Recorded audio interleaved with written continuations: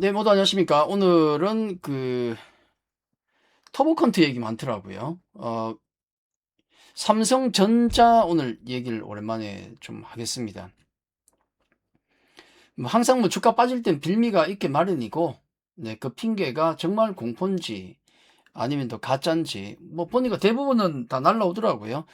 뭐 너무 쫄 것 없다, 뭐 걱정할 것 없다, 그런 거 아니다, 막 이렇게 나오는데 뭔 얘기인가 잠깐 볼까요? 자, 주가가 지금 삼성전자의 주가를 놓고 보면 뭐 워낙 가파르게 우리 시장도 그렇고 특히 올해 들어가지고 정말 무섭게 올라갔죠. 삼성전자가 우리 시장과 함께가 아니고 삼성전자가 땡긴 거죠. 거의 그렇게 해서 가파르게 올라왔고 지금은 이렇게 좀 쉬고 있습니다. 강력한 어떤 가격 조정에 이제는 약간 또 기간 조정 좀 쉬어가는 흐름이 나오고 있죠. 정상적인 흐름이다 그렇게 보시는 게 맞습니다. 그렇죠? 뭐 아직은 전혀 이상하진 않다. 추세도 문제가 없다. 자, 오늘 나왔던 게 구글의 이제 터보컨트 기술 얘기 나오면서 미국의 마이크론하고 그리고 샌디스크가 3% 이상씩 조금 하락이 나왔죠. 최근에 마이크론이 여러 가지 이유 때문에 좀 조정이 나오는 와중에 딸칵 나와버리니까 좀 겁이 나는 거죠. 그래서 미국 마이크론이 빠지는데 우리가 갈 수 있겠는가 쉽진 않지 않습니까? 그러다 보니까 삼성전자, SK하이닉스가 오늘 좀 제법 빠졌고 또 뭐 한 2, 3% 빠지면 괜찮은데 얘들이 급락이 나와버리면은 다른 종목들도 쫄아가지고 종목 장세가 안 나와요. 네, 그래서 오늘은 시장은 조금 쉽지가 않았다. 자, 그 단초가 됐던 게, 악재가 됐던 게 구글의 이제 터보컨트 기술이라는 건데, 뭐 저도 엔지니어가 아니고 하니까 이걸 우리가 깊게 이해할 필요는 없어요. 그렇죠? 가볍게 어떤 영향을 주는가 정도를 이해하시면 되는데, 여기 KBA 캐시라고, 쉽게 설명하면 그런 거죠. AI가 생성형 AI하고 저하고 이제 이렇게 대화를 하다 보면 대화를 하면은 얘가 그 대화를 다 과거의 걸 기억을 해야 그 다음 대화가 이어지지 않습니까? 그죠? 그게 쌓여가잖아요. 근데 이걸 도돌이표처럼 1번 질문, 2번 질문, 3번 질문, 4번 질문 갈 때마다 다시 1, 2, 3번, 다섯 번째 질문한다고 해서 1번, 2번, 3번, 4번, 또 5번, 6번 질문한다고 해서 1번, 2번, 3번, 4번, 5번, 6번 이렇게 하는 게 아니고 요 나머지 결과치가 나온 것은 이제 메모장 같이 이렇게 딱 그 답을 내놓고 딱 쌓여 있는 거죠. 그게 이제 쌓여 있는데 문제는 그 쌓여 있는 게 대화가 길어지고 작업이 길어지면은 너무 볼륨이 커지니까 시스템 부담이 오는 거죠. 그걸 어떻게 줄일 수 없을까? 줄일 수 없을까? 그게 바로 터보 퀀트다. 압축입니다. 압축 기술. 꽉 줄여버리는 거죠. 그 데이터를 줄이니까 KB 캐시라는 걸 확 줄여버리니까 결과적으로 메모리 사용량이 6분의 1 정도로 줄더라. 오. 그리고 연상 성능까지도 8배 향상되더라. 그러니까 메모집이 막 빡빡하게 있는데 이걸 글자 수를 요약해가지고 확 줄인 거예요. 속도도 빨라지고 메모리도 덜 필요하고. 그렇게 이 메모리가 덜 쓰인다고 하니까 그러면 6분의 1로 줄면 삼성전자, 마이크론, SK하이닉스의 메모리, HBM이든 뭐 아니면 뭐 D램이든 간에 그 6분의 1로 준단 말이야. 그래서 이제 어쨌든 밀린 거예요. 그래서 밀린 겁니다. 근데 이제 뭐 전문가들 얘기하는 거하고 이렇게 내용을 보면 추론 단계는 이 KG 캐시에 어떤 효과를 준다고 하는데 그 여기 보면 학습 단계에서는 여전히 메모리가 많이 필요하다. 그리고 또 많이 얘기하는 게 그러면 비용이 절감되니까 비용 절감되면 사용량이 커지는 거 아니냐. 그러면 문제 없는 거 아니에요. 그 얘기를 많이 하거든요. 근데 그게 맞을 수도 있고 안 맞을 수도 있고. 예를 들면 이런 거죠. 자, 원래 AI 시장이 요만합니다. 요 박스. 제가 마음대로 그린 거예요. 이제 보기 좋게, 설명하기 좋게. AI 시장이 요만하면 메모리가 예를 들어 이만큼 팔린다. 예를 들어. 근데 지금 얘기는 뭐냐면 바로 이 구글 터보컨트 때문에 이 메모리 사용량이 줄어들 수 있다는 얘기 아닙니까? 한 6분의 1 정도로 이렇게. 안 좋은 거지. 근데 이게 AI 시장 자체가 커지게 되면 메모리도 당연히 커지게 되고 여기서 줄어봐야 이만큼 아니냐. 이거예요, 이거. 그러니까 AI 시장이 커진다는 가정에서 보면 문제가 없는 거지. 그죠? 첫째는 뭐냐면 이 구글의 이제 터보컨트 같은 경우가 언제 그럼 적용되는가? 언제 적용되는가. 두 번째, AI 시장은 커지는가 아니면은 줄어드는가. AI 이거는 지금 논란이 많지 않습니까? 지금 굉장히 좀 버블이다 논란이 많잖아요. 지금도 있는 거 사실이지 않습니까? 젠슨왕 같은 경우는 거품 물고 있고 버블 아니다 커지고 있다 계속 얘기하는 거고. 왜냐면 그건 자기 기업의 생명줄이니까 그 양반 당연히 그렇게 얘기를 해야 되죠. 어쨌든 이게 언제 적용되느냐. 이게 어떤 학술적인 논문이 아니고 구글에서 얘기했지 않습니까? 그건 가까워졌다는 얘기예요. 그건 맞죠. 당장 언젠지 모르겠지만.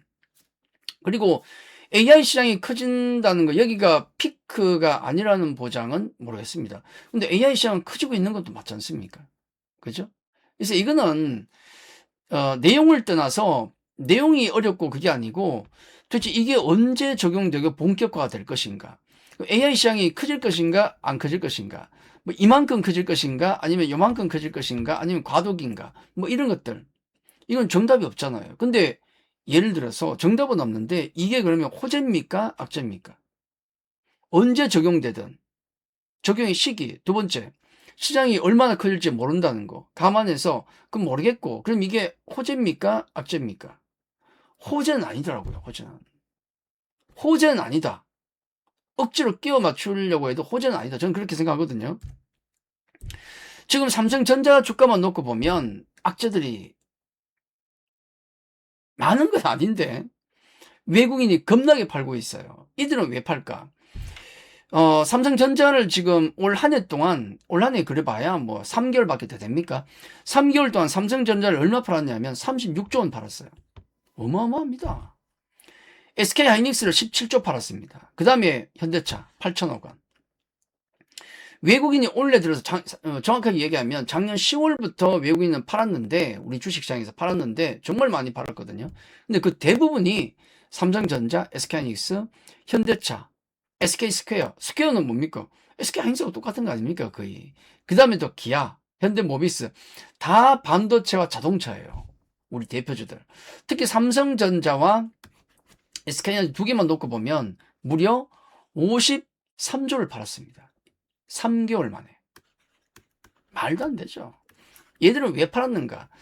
뭐 이유는 간단해요. 왜냐면 예를 들면은 얘들의 포트폴리오 내에 이제 우리나라 한국의 주식을 갖고 있을 비중이 있을 거 아닙니까? 그죠?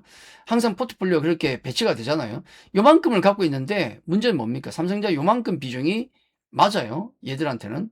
근데 문제는 주가가 3배 올랐다. 예를 들어. 이만큼 올랐거든요. 안 되죠. 딴 건 똑같은 가정하에 얘가 너무 비대해진 거야. 그죠? 그러면 리밸런싱 해야지. 이 올라간 걸 까야 돼요, 여기서. 그래서 외국인 매도는, 우리나라 주가가, 삼성전자 주가가 뭐 급락을 해서 뭐 예전, 하여튼 많이 빠지지 않는다면은 주가 오르거나 기거나 조금 빠지면은 계속 판다. 어쩔 수 없이. 그 비중이 많기 때문에. 계속 팔 겁니다. 그리고 환도 우리가 강하지 않습니까, 지금. 원달러 환율도 1,500원 위로 넘어가고 있잖아요. 위로 올라가면 원달러 환율이 약세로 가면 환차손을 보지 않습니까? 외국인 입장에서는 주식 불어나요? 환차손 봐요? 무조건 팔 수밖에 없어요. 당분간은. 그걸 우리가 받아낼 수가 있느냐 없느냐에 달린 거지. 못 받아내면 빠지는 거고 받아내면 버티는 거고. 그러니까 오늘 나온 이 터보컨트 관련 기술 관련 얘기도 호재는 아닙니다. 악재는 맞아요. 근데 언제 얼마나 큰 악재가 될지는 모르는 것이 가봐야 되는 거고. 근데 우리가 주식을 투자하면서 많은 투자자분들이 계시지만은 그런 얘기도 합니다. 야, 터보컨트 얘기가 뭐 지금 나온 거냐? 그래도 예전부터 논문에도 있었던 거 아니냐? 그래, 있었던 건 알겠는데 나는 몰랐다. 난 오늘 처음 들었다. 터보컨트 어떤 리스크를 처음 들었다. 그 사람들은 팔 거 아닙니까? 최소한. 그렇죠. 삼성전자를 사야 될 이유도 많습니다. 뭐 실적 전망이 좋다, AI 성장 지속되고 있다, 밸류 마이크론 봐라, 비교해봐라 얼마나 싼지. 자, 개인들 고객이 자금 증가하는데 개인들이 막 사고 싶어 한다. 그리고 주식이라는 게 원래 빠질 때 쌀 때 사야 되는 거 아니냐. 그리고 마이크론 주가 봐라, 아직 짱짱하다. 많은 이유들이 있죠. 근데 팔아야 될 이유도 늘어나고 있습니다. 피크아웃 우리는 계속 나오고 있죠. 외국인 매도 계속 나옵니다. 전쟁도 부담되고. 미국 빅테크 맛간 거 아시죠? 또 터보컨트 얘기 나왔어요. 심지어는 별것, 팔고 싶을 땐 별거 다 나오는데 텅스텐 부족하다면서요. 미사일 뭐 지금 전쟁 때문에 미사일이 많이 소요가 되는데 그 미사일의 소재가 껍데기하고 이런 게 텅스텐이라면서요. 근데 텅스텐이 반도체에도 들어가거든요. 그 깃반에 여기 등등에 들어가는데 텅스텐 부족하다며. 별걸로 다 꼬투리를 잡습니다. 뭐냐면 결국은 사야 될 이유와 팔아야 될 이유가 계속 팽팽하게 싸우고 있는데, 팔아야 될 이유가 많으면은 매도의 이유가 강해지면, 매도자의 의지가 세지면 주가가 내려가는 거고, 매수자의 의지가 강하면 올라가는 거죠. 지금은 이제 매도자의 의지가 강해지고 있다고 보면 돼요.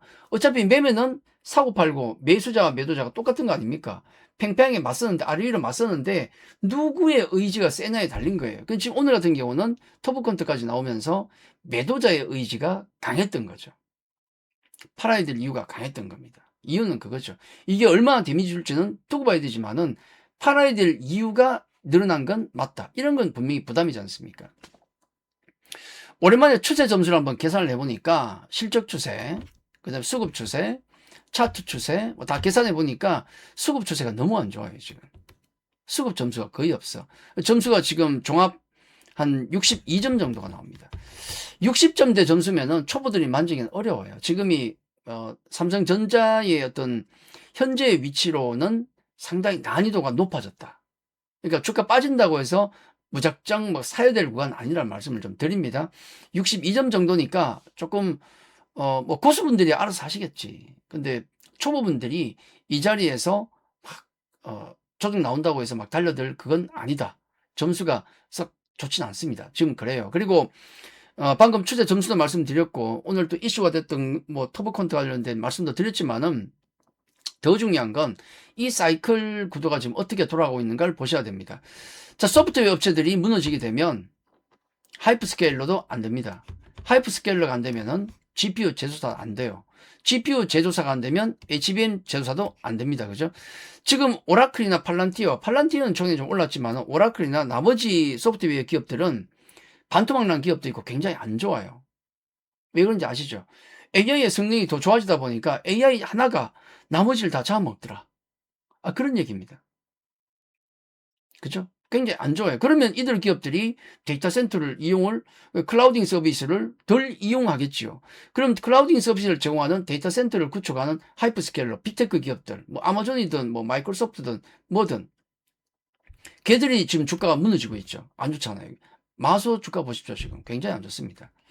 그러면 이제 칩도 안 팔리는 거지. 그렇게 되면. 근데 엔비디아 주가는 지금 그래도 버티고 있습니다. 근데 기준점 깨면 안 돼요. 그리고 HBM 제조사 같은 경우도 영향을 차례로 받겠죠. 이게 차례대로 무너지는 모습이 연속으로 나온다. 그러면은 당연히 반도체도 조심해야죠. 제일 끝단에 있는 HBM, D램 반도체 제조사, 메모리 반도체 제조사 같은 경우도 조심해야 되는 게 맞습니다. 어디까지 무너지고 있는가를 계속 관찰하는 것도 굉장히 중요하다. 자, 그렇게 말씀을 드리죠. 자, 오늘 이슈가 됐던 부분 좀 짚어드렸고 그와 더불어서 삼성전자의 포인트에 대해서 말씀을 좀 드렸습니다. 자, 오늘은 여기까지입니다. 감사합니다.